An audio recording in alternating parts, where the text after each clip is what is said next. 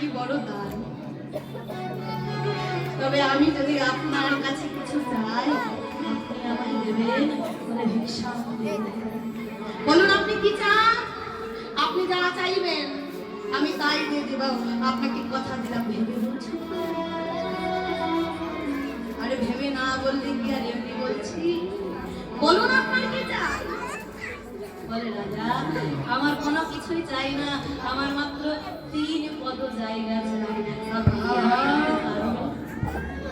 বলি রাজা হেসে বলছে, না, জগতে এত কিছু থাকতে আপনি কিনা চাইলেন আমার কাছে মাত্র 3 পদ জায়গা? আরে ধন ঐশ্বর্য কত কিছু ছিল, এই ধন ঐশ্বর্য থাকতে আপনি মাত্র 3 পদ, যদি বলতেন 3 বিঘা জায়গা তবুও তো হয়। ভগবান বলছেন আমার 3 বিঘা জায়গা, তুমি আমায় 3 পদ জায়গা দাও। তবে বলুন আপনার কোথায় কোথায় 3 পদ জায়গা চাই? এতক্ষণ ভগবানকে দেখেও চিনতে পারে না, এবার ভগবান আমার নিজের আকৃতিখানা প্রকাশ করছেন ভক্তের সম্মুখে। একটা পদ দিয়েছে, এটা বলছেন আমার স্বর্গ চাই। স্বর্গটা চরণ রেখেছে আর জায়গা নেই। এবার দ্বিতীয় চরণে রাখবার পালা। দ্বিতীয় চরণে রাখবেন কোথায়? দিয়ে দিন মর্ত দাম, কিন্তু বলি রাজা সর্বমর্ত সকলিত দিলে নাভিপদ্ম থেকে বেরোলো আর একটা চরণ। বলে এই চরণটা তুমি কোথায় রাখতে দেবে? দুটি নয়ন জলে ভেসে গিয়ে বলে, আমি যে অহংকারে বসে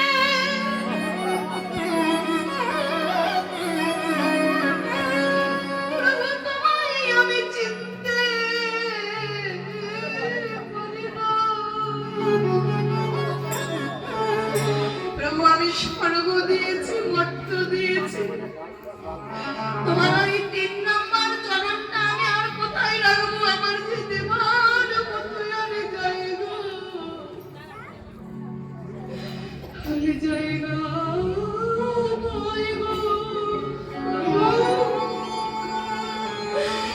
তুমি রাখো চরণ আমার।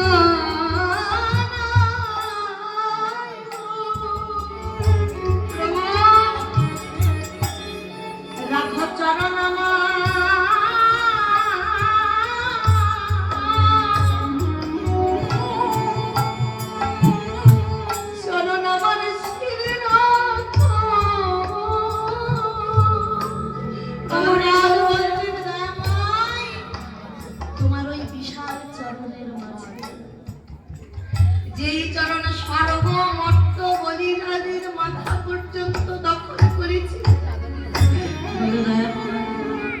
ওই বিশাল চরণের মাঝে এই ক্ষুদ্র প্রাণটার কি জায়গা হবে? ভগবান আমার মুখের মাঝে জড়িয়ে নিয়েছেন প্রহ্লাদ, কেউরে প্রহ্লাদ। জগতে ভক্তি দেখেছি আমি অনেক প্রকার, কিন্তু তোর মতো এমন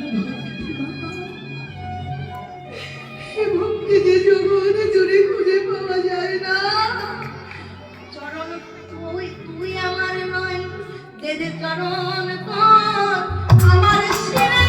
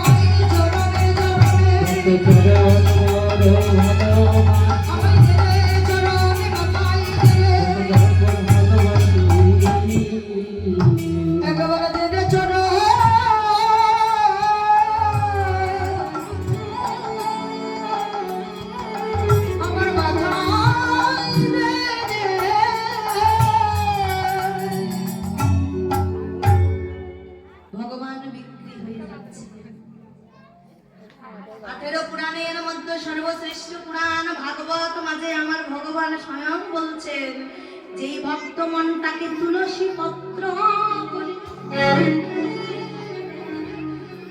তাতে ভক্তি রূপে চন্দনের প্রলেপ মাখিয়ে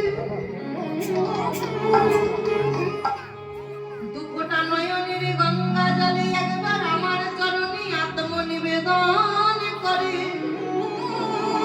ওই ভক্তকে কোনোদিনও আমার চরণে নয়, আমি ভগবান নিজে সেই ভক্ত চরণের দান।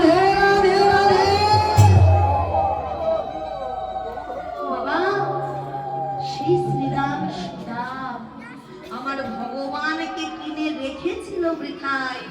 আজ আমার ভগবান কোন জমিদারের ঘরের নয়, কোন রাজার ঘরের নয়, সামান্য কামাল গোয়ালার ঘরের সেই সন্তানদের স্মরণ করছে। কি প্রেম দিয়েছিল, কি ভক্তি দিয়েছিল বৃথায়। আজ নদিয়ার মাঝে ভক্ত ভগবানকে নয়, ভগবান স্মরণ করছেন ভক্তকে। ওই জ্ঞান শুদ্ধ প্রেম আর ভক্তিটা যেন আমায় নিবেদন করে। দুখানা বাতাসা দিল তার গলায় মালা দিলে কি আমার ভগবান পাওয়া যায়? বাবা আমার ভালোবাসাটা বাজারে গিয়ে আমি খোঁজ করি, বাবা এর চাইতে একটু ছোট মাপ হবে না, মানে ভগবানের খাবার, হ্যাঁ এর চাইতে আর একটু ছোট মাপ হবে না কেন? বলে আমার জায়গাটা একটু ছোট ভগবান, এর চাইতে যদি আর একটু ছোট মাপ, তাতে দুখানা নকুল দানা দুখানা বাতাসা দিয়ে ঘন্টা ঝুঁকিয়ে আমি মনে মনে ভাবছি ভগবান বুঝি আমার ভগবান বাবা কি এত সহজ? ওরে মন পাগে না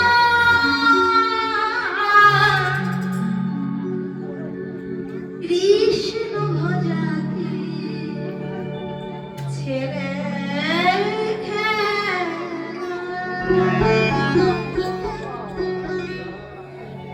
এত সহজ নয় আমার ভগবানকে লাভ করা। আমার ভগবানকে লাভ করতে গেলে সর্বপ্রথম বলছেন ওই প্রেম ভক্তি আর নয়নের জলের সন্ধান খানা করে নাও। যতক্ষণ প্রেম ভক্তি আর নয়নের জলের সন্ধান তুমি করতে না পেরেছো, আমার ভগবানের করুণাটা যে তোমার উপরে করে দিল।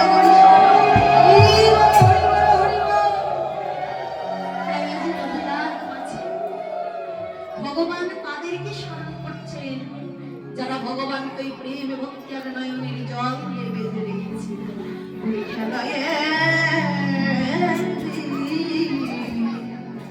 বিনোদ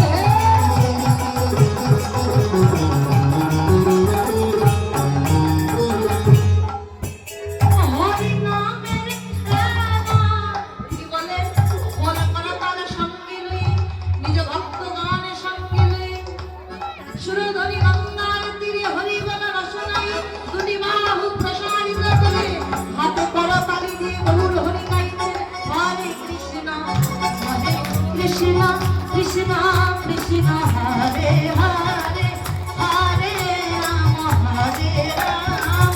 রাম রাম হরে হচ্ছে না মোটেও হচ্ছে না।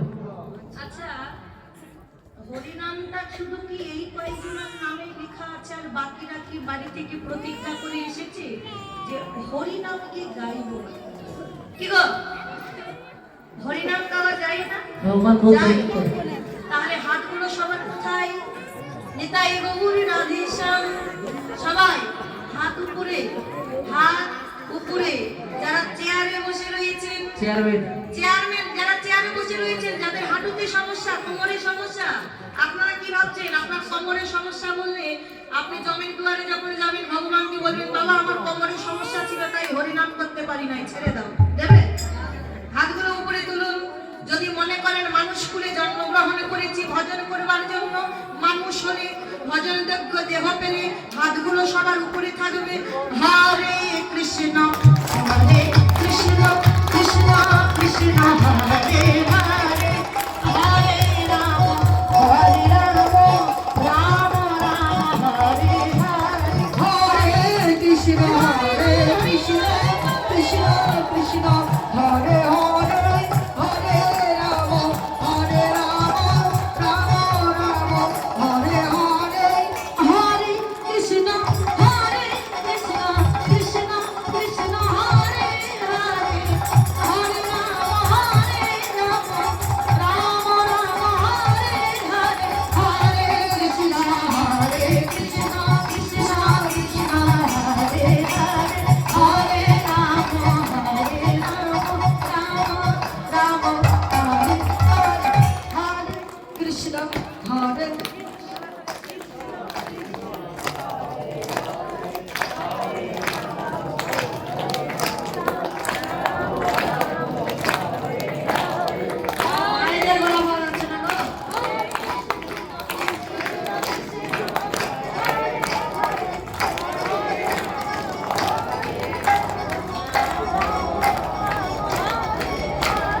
হরে কৃষ্ণ হরে কৃষ্ণ হরে কৃষ্ণ কৃষ্ণ কৃষ্ণ হরে হরে হরে রাম হরে রাম রাম হরে হরে হরে হরি হরি নামের খেলা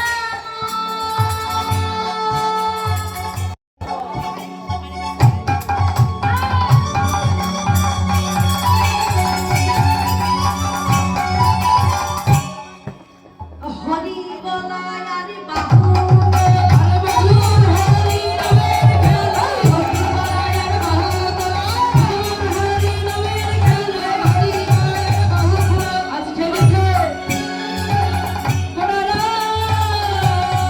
নামি হারা কবুরি নামি হারা কবুরি ভাগত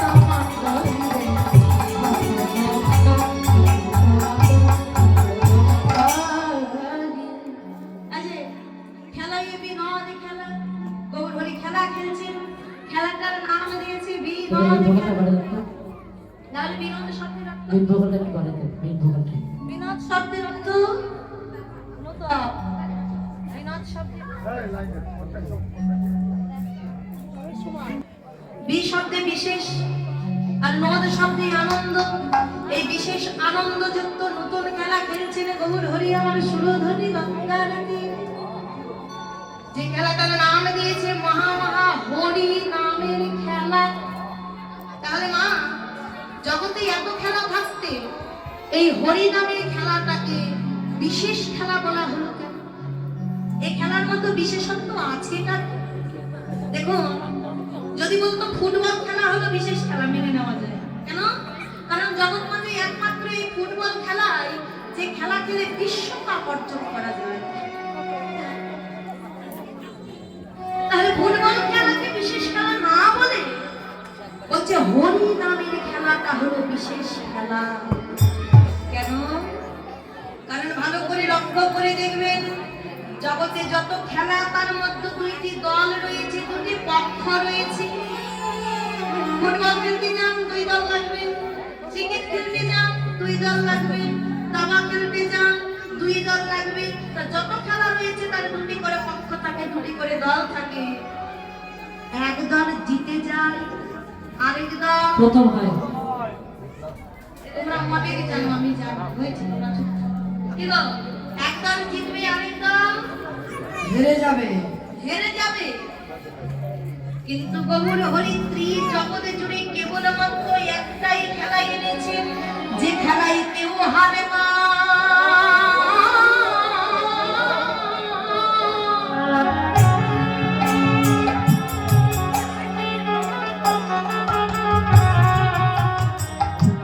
বলে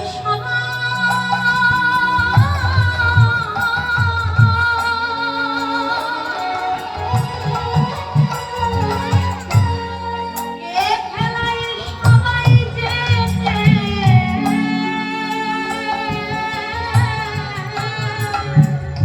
খেলাতে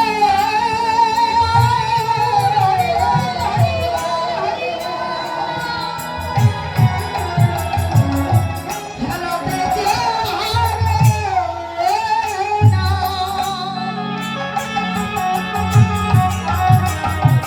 বলে সবাই যেতে,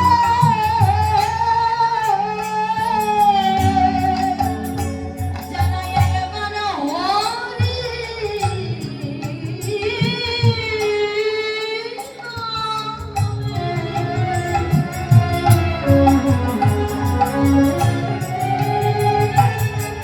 মধুর কৃষ্ণ নামের খেলায় পাতে, খেলাতে কেউ হারে না। বলে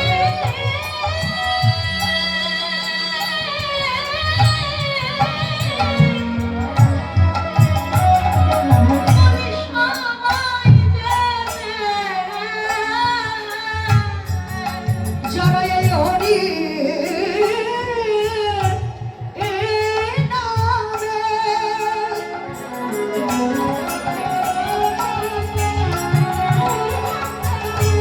হরি নামের খেলাতে মাতে,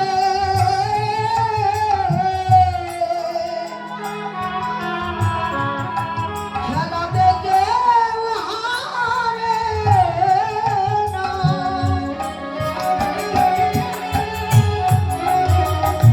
বলো সবাই যেতে, মানে হরি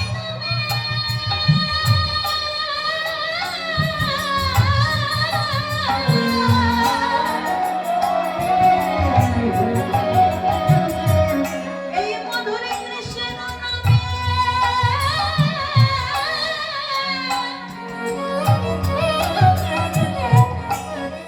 কৃষ্ণ নামে খেলায় মাতে,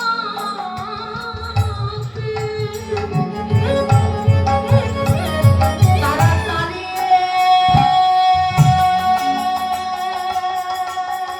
কৃষ্ণ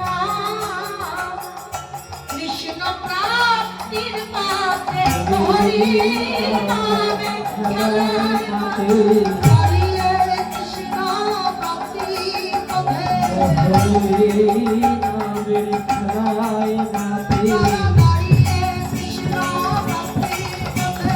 হরি নামের খেলায় মাতে, হরি নামের খেলায় মাতে,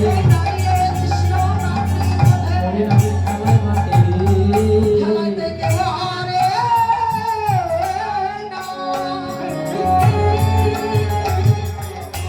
সবাই যেতে, কেবলমাত্র একটাই খেলা রয়েছে, যে খেলাতে যত দল থাক, যত পক্ষ থাক না কেন, এই খেলাতে কোনো হার নাই। বলে হরি নামে, হরি নামে, এই হরি নামে, হরি নামে। কিন্তু মা আবার চৈতন্য চরিতামৃতে লিখছেন, কোটি জনম করে যদি শ্রবণ কৃত,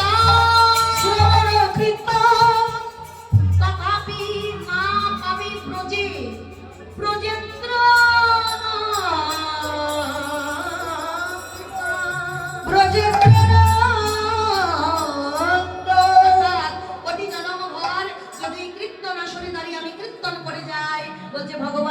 পাবে না। আর কোটি জনম ভর আপনি যদি কীর্তনে আসরে বসে থাকেন তারপরে ভগবান পাওয়া যাবে না। কতক্ষণ মাগো আমি হরি নাম করছি বটে, হ্যাঁ আমি হরি নাম করছি বটে, কিন্তু নামের নামীকে না চিনে আমি শুধু হরে কৃষ্ণ মহামন্ত্র জপ করে যাই। বলে হ্যাঁ রাস্তার মধ্যে একজনের সঙ্গে আমার দেখা হয়েছে, বহুদিনের আত্মীয়তা। আমি তাকে নিজের হাতে খুন করলাম, খুন করে এসে বাড়িতে বসে বসে কাঁদছি, আহা গো লোকটা মারা গেল গো, ইস লোকটা খুব ভালো ছিল গো। হ্যাঁ গো ওই কান্নার কোনো দাম আছে?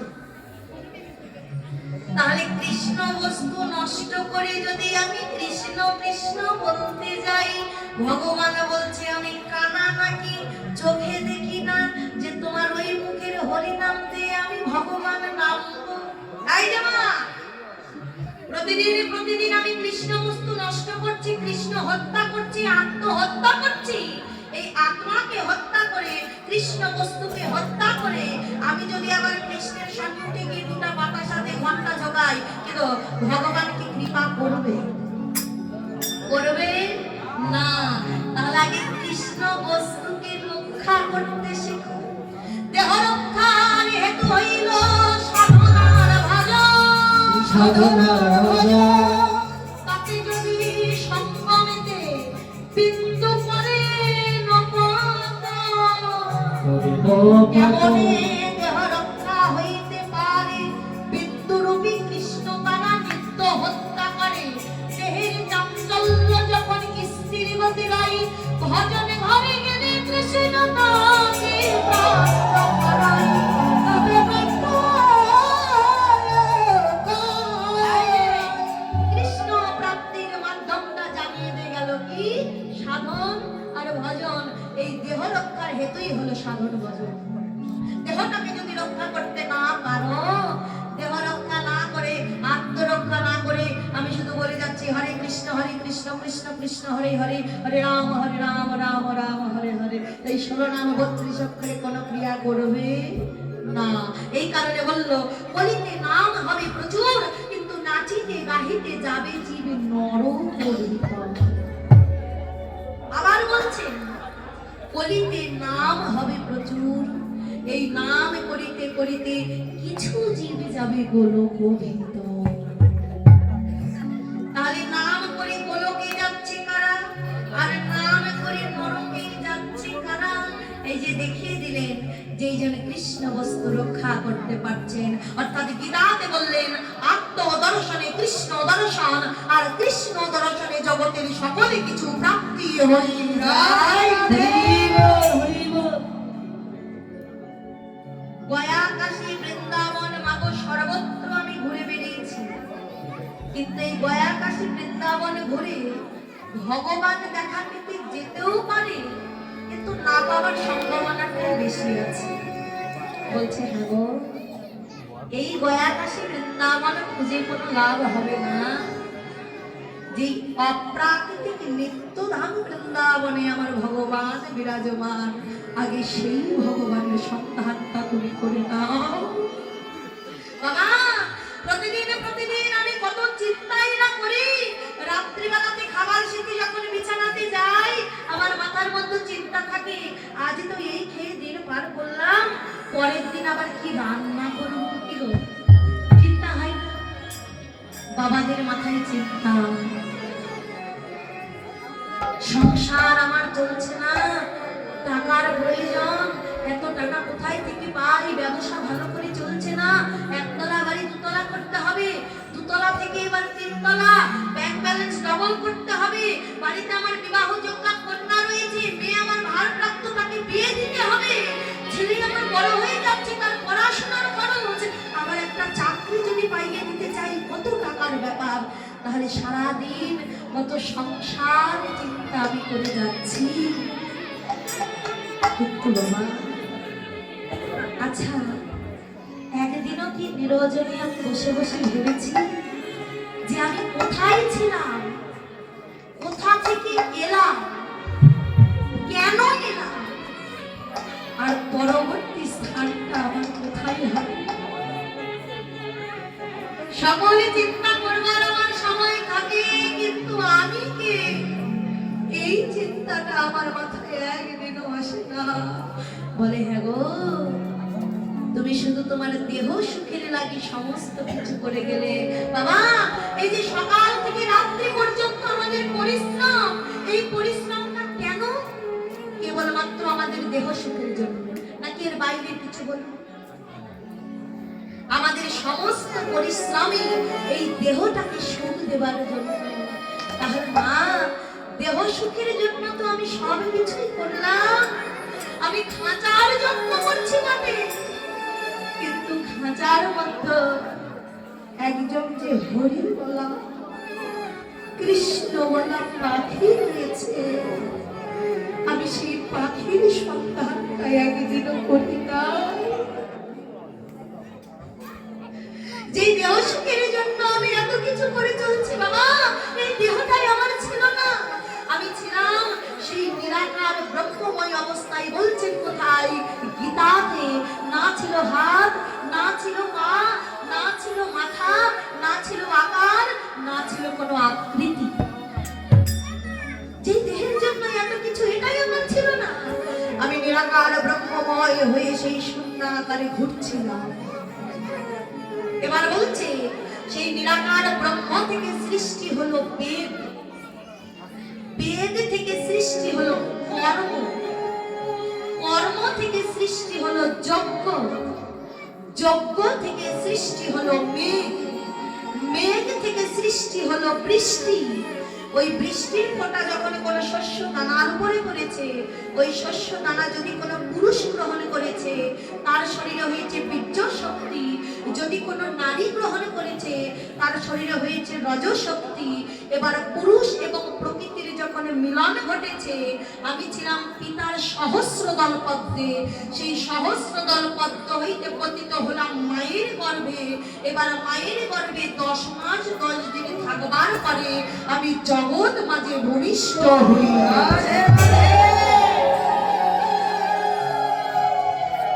তাহলে মা, ছিলাম কোথায়? শূন্যাকার। এলাম কি দ্বারা? গীতাতে বলছে বৃষ্টিপাত দ্বারা আমাদের সকল জীবের সৃষ্টি।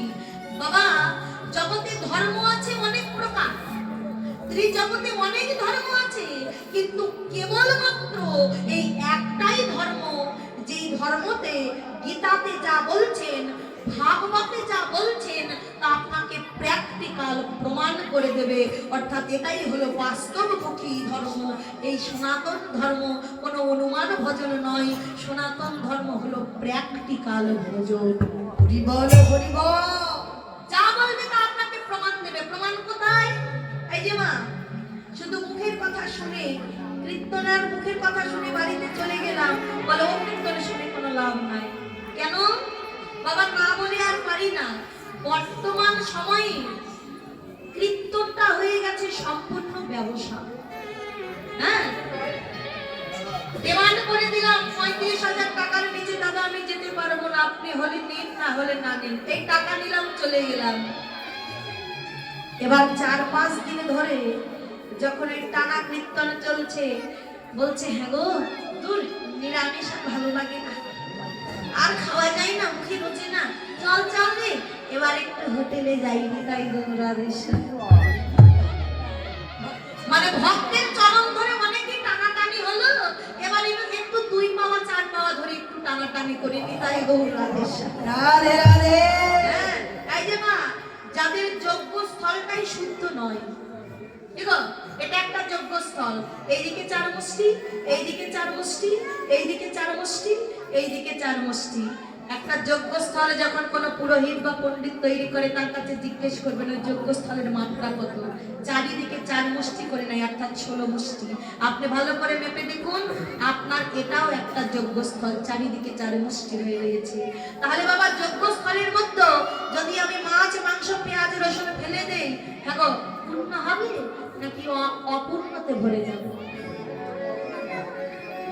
তাহলে বাবা, যজ্ঞস্থলটাই আমার শুদ্ধ নয়। আমি আসরে দাঁড়িয়ে 2-1টা ক্যাসেট থেকে কীর্তন শুনে, প্রদীপ পাল বলে দিয়েছে ঝাঁটা এখানে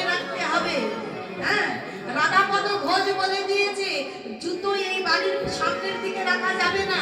ওই ক্যাসেট শুনে শুনে এসে দু চারটা বুলি আমি আওড়াই দিয়ে চলে যাই হোটেলের মাঝে। হ্যাঁ গো, এদের মুখের কীর্তন শুনে কি পূর্ণ হবে নাকি? ভক্তি শাস্ত্র বলছেন এদের বদনের কীর্তন আস্বাদন করলে পুণ্য তো অনেক দূরের কথা, বলছে কোন জীবনে যদি তোমার কোন সুকৃতি বা পুণ্য জন্মে থাকে, এই বদনের কীর্তন শুনলে পুণ্য তারা ক্ষয় হয়ে চলে যায়। এই কারণে বলছে আগে যজ্ঞস্থল শুদ্ধ করো, আগে বদনটা শুদ্ধ করো। বদন যতক্ষণ শুদ্ধ না হয়েছে, ওই বদনের হরিনাম শুনলে আরো পাপ বাড়ে, পুণ্য বাড়ে না। এ কারণে বাবা দেখবেন যারা সাধু মনি ঋষি তারা সকলের বদনের কীর্তন শুনে না বাবা, এরা সবার কীর্তন শুনতে যায় না। তাই বললাম যে কীর্তনটা হলো ব্যবসা। আমরা গীতা পড়ি না, আমরা ভাগবত পড়ি না, বাড়িতে গিয়ে দেখুন একটা চৈতন্য চরিতামৃত পর্যন্ত নাই, কিন্তু আসরে দাঁড়িয়ে আমি চৈতন্য চরিতামৃত থেকে বলছি এটা বলে দিয়েছে। আরে বাবা তুমি বললে কোথায়? তুমি তো ক্যাসেট থেকে শিখেছো। তাই ক্যাসেট শুনে এই ধর্ম হবে না। ধর্ম যার ধারণ ক্ষমতা রয়েছে, যেইজন ধারণ করে রাখতে পারছে এই জগতে, সেই জনই হলো ধার্মিক। আর ওই ধার্মিকের বদনের কীর্তন শুনলেই আমার ভগবান চরণ প্রাপ্ত হয়। তাহলে মা শুধু কীর্তন শুনতে এলাম আর কীর্তনিয়ার মুখের কথা বিশ্বাস করে নিয়ে বাড়ি চলে গেলাম, এমনটা কোনোদিনও করবেন না। প্র্যাকটিক্যাল প্রমাণ দিচ্ছে গীতায়। গীতা পড়ুন, ভাগবত পড়ুন, চৈতন্য চরিতামৃত পড়ুন, কীর্তনিয়ার প্রয়োজন পড়বে না। আপনারাই একজন কীর্তনিয়া হয়ে দাঁড়াতে পারবেন। তাহলে এই গীতাতে বললো বৃষ্টিপাত দ্বারা আমাদের জন্ম, এর প্রমাণটা কোথায়? মাগো, বাড়িতে একটা পরিষ্কার বোতল ধরে রাখবেন, একদম স্বচ্ছ পরিষ্কার। এবার যেদিন বৃষ্টি হবে, ওই বৃষ্টির জলটা পরিষ্কার বোতলের মধ্যে ভরে নিয়ে মুখটা লাগিয়ে দিয়ে বোতলটা আপনি 2 থেকে 3 মাস ঘরের কোণাতে রেখে দিন। এবার 2 মাস থেকে 3 মাস পরে যখন বোতলটা বাবা আপনি বাইরে আনবেন, দেখবেন বোতলের জলের মধ্যে অনেকগুলো পোকার সৃষ্টি হয়ে গেছে। হ্যাঁ গো, প্রশ্ন যাচ্ছে না? বোতল আমার পরিষ্কার, বৃষ্টির জলও পরিষ্কার, আবার যে ঘরের কোণায় রাখলাম ঘরের কোণাও আমার পরিষ্কার, তাহলে বোতলের মধ্যে এতগুলো পোকার সৃষ্টি হলো কি করে? গীতাতে বলছে বোতলের জলের মধ্যে যেমন করে পোকার সৃষ্টি হয়েছে, তোমার আর আমারও এই জগৎ মাঝে তেমন করে সৃষ্টি হয়ে তাহলে এই যে এই আত্মা বস্তুকে যখন আমার মধ্যে কৃষ্ণ বস্তু এলো, আমি হরে কৃষ্ণ নাম করছি, 4 বার বললেন কৃষ্ণ, 4 বার বললেন রাম, আর 4 যুক্ত করে 8 বার বলছে হরে। আচ্ছা বাবা, যিনি 64 গুণের অধিকারী স্বয়ং ভগবান, সেই ভগবানের নামটা 8 বার বলতে পারতো না? কি বল? আবার শুধু তাই নয়, সর্বপ্রথমে বলছে হরে কৃষ্ণ। আচ্ছা বলতে পারতো না কৃষ্ণ হরে কৃষ্ণ হরে কৃষ্ণ কৃষ্ণ হরে হরে? পারতো তো? তা না বলে আগে বললেন হরে কৃষ্ণ। তাহলে হরেটাকে আগে বলছে এই হরেটাকে সাধন করে নাও। যতক্ষণ তুমি হরে সাধনে না করেছো, ততক্ষণ তোমার হরি পাবার কোনো সম্ভাবনা নাই। তাই যে মা, তাহলে হরেটাকে দেখে নিন। ভগবানের দেহের 2খানা অংশ, একটা ডান অংশ, একটা বাম অংশ। ভগবানের দেহের বাম অংশ থেকে তৈরি করা হলো বামা রসনা আহ্লাদিনী শক্তি, যার নাম দেওয়া হলো শ্রীমতী রাধা। এই রাধাই হলো হরে। কিন্তু মা ভক্তি শাস্ত্রে জানান দিলেন এই রাধা একজন ব্যক্তি বা ধর্মকে উদ্দেশ্য করে বলা হচ্ছে না। অর্থাৎ রাধা আপনি হতে পারেন, আবার রাধা আমিও হতে পারি। কেমন? বলে ঊর্ধ্ব হইতে নিম্নগামী তার নামে জানি ধারা, তার নামে জানি আর নিম্ন হইতে ঊর্ধ্বগামী তার নামে জানি না, তার নামে জানি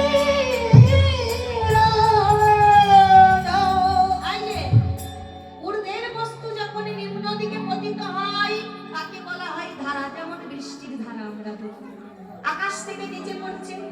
কিন্তু বাবা এই ধারাটাকে একবার উল্টো করে দিন, কি হবে? রা ধা। তাহলে নিম্নের বস্তুকে যেই জন ঊর্ধ্বগামী করতে পারছে, অর্থাৎ চতুর্দলে গুজ্জমূলে রয়েছে কুলকুণ্ডলিনী শক্তি নিদ্রা যোগে জাগাইয়া লাহকারী নামামৃত ভোগে জাগিলে শক্তি ভবপালের মুক্তি ভবে আসা যাওয়ায় আর লাগবে না। আচ্ছা, হাত শুধু এই দিকেই ওঠে কিন্তু এই দিকে ওঠে না।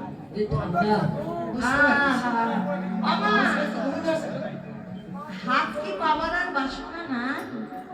হ্যাঁ, ভগবান বলছে থাকতে যদি না উঠাও তো থাকতে না উঠাতে যদি দরকারি না পড়ে তা পরবর্তী জন্মে এমন জায়গায় পাঠাবো যে আর তুমি হাতই পাবে না। নিতাই গৌর রাধেশ্যাম।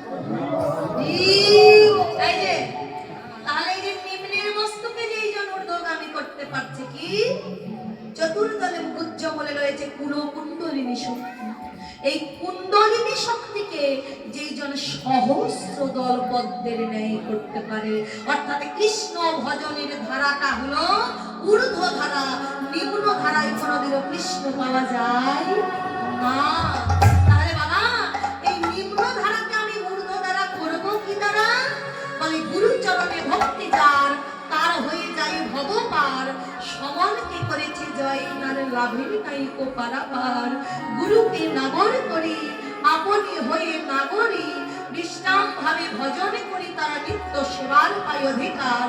কাম ভাবে যারে করিছ আশ্রয়, প্রেম ভাবে সেই জনা সখী গুরু হয়। গোপীর ভাব হয়ে ভজে এই ত্রিতাব জ্বালা দূরে যায় কৃষ্ণ পায়। কৃষ্ণ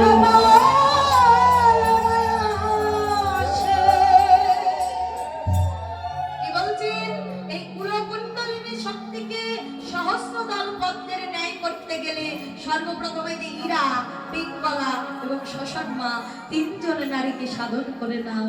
এই তিনজন নারীকে সাধন করে দ্বিদল পদ্ম অর্থাৎ দুটি ভ্রুদয়ের মাঝখানে আমার আরাধ্যকে রেখে যেই জনে নিম্নগামী বিন্দুকে ঊর্ধ্বগামী করছে, নিতাই গৌর হরি বল বলে তাকে আর 84 লক্ষ জনকে ভ্রমণ করতে হয়। তাই গুরু ছাড়া আমাদের কোনো গতি নাই, গতি নাই, গতি নাই। তাই বলে দিন তোর আনন্দে যাবে ভজনে গুরু নাম, একেবারে জপ গুরু নাম। গুরু মাতা, গুরু পিতা, গুরু ভগবান, দিন তোর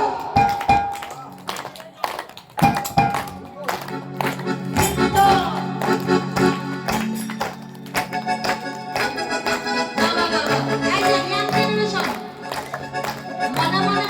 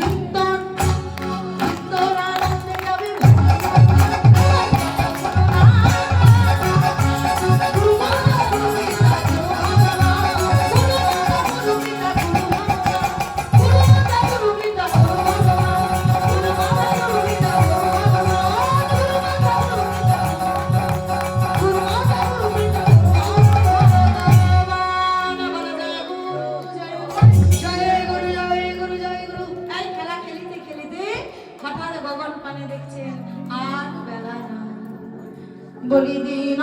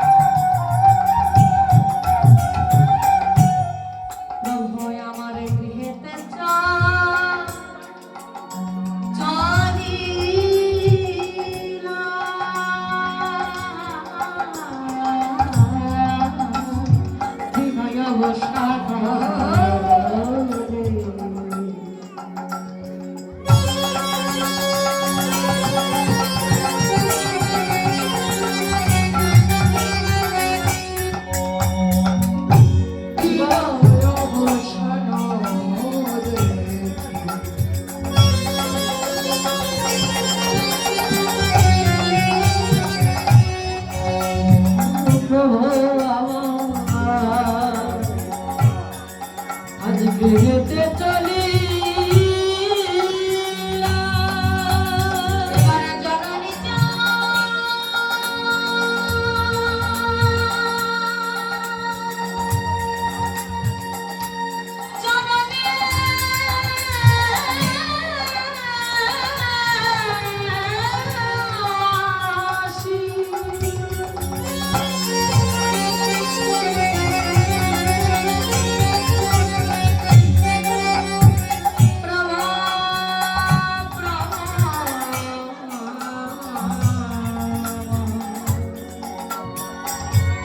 আমার প্রণাম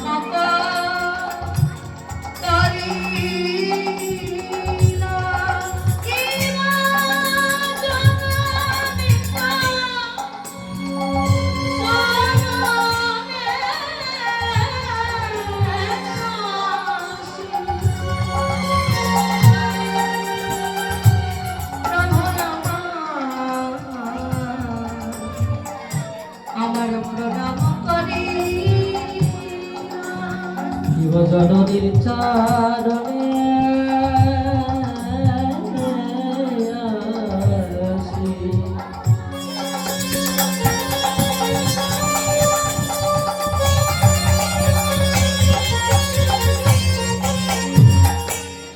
প্রভু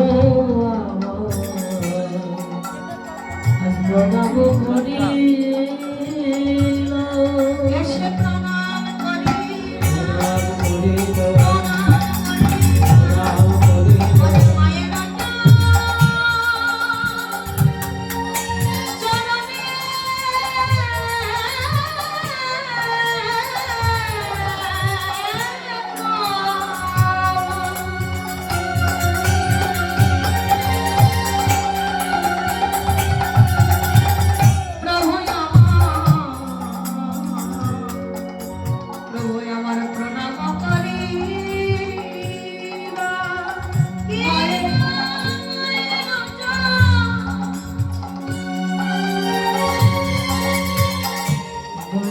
চরণে আসি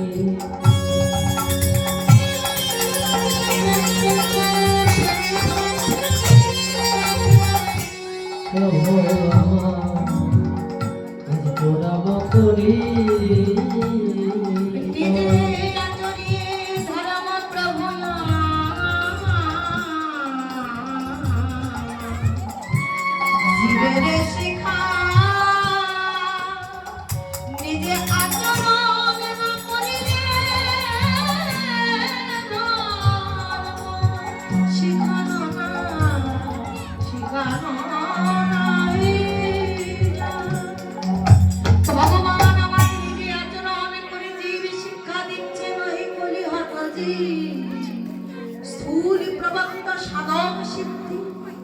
ভজনের চারটি দেশ, এই ভজনের চারটি দেশের মাঝে স্থূলের গুরু বললেন পিতা মাতা। বাবা পিতা মাতাকে শ্রদ্ধা না করে, পিতা মাতাকে ভক্তি না করে, বিশাল বড় তিলক করে সাধু সেজে আমি রাস্তায় রাস্তায় ঘুরে বেড়াই, কিন্তু বাড়িতে আমার বাবা মা ভাত খায় না।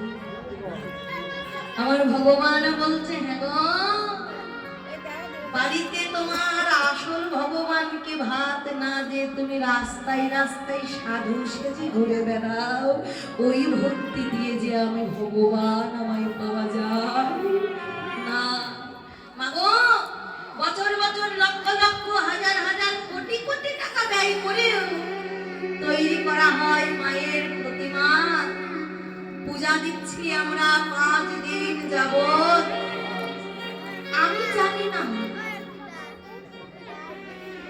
যে মাটির প্রতিমার মধ্যে সত্যি ভগবান আসে কিনা, আমার কথা বলছি, কিন্তু ঘরে ঘরে যে প্রতিমা আছে,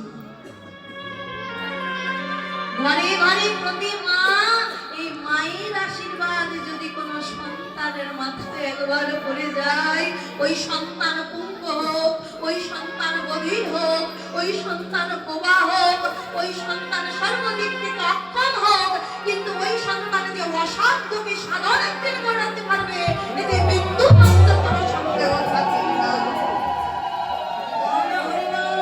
সর্বপ্রথম বলছে, ঘরে তোমার সেই জ্যান্ত প্রতিমার পূজাটা করে নাও, যার জন্য পেলে এমন ভজন যোগ্য দেহ। বলে মা, সন্তানে যত জ্ঞানী হোক, সন্তানে যত বিজ্ঞান হোক, কিন্তু এই সন্তানের উপরে যদি পিতা মাতার অভিশাপ থাকে, ওই জ্ঞান কোনো কাজে লাগে না, ওই বিদ্যা কোনো কাজে লাগে না, কোনো না কোনো একদিন ওই সন্তানকে রসাতলে যেতে হবেই হবে, হবেই হবে, হবেই হবে, এতেও বিন্দু পরিমাণে কোনো সন্দেহ নাই।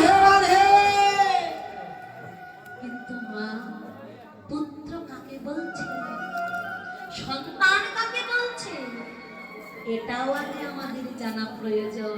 এই যে মা, বর্তমান এখনকার সময়ও বাবা দেখুন, গ্রাম অঞ্চলে হোক আর শহরে হোক, বাড়িতে যদি ছেলের বউ গর্ভ ধারণ করে, বাড়ির সকলেরই চাওয়া থাকে, 100 জনের মধ্যে 90 জন লোকের বাড়ির চাওয়া থাকে একটা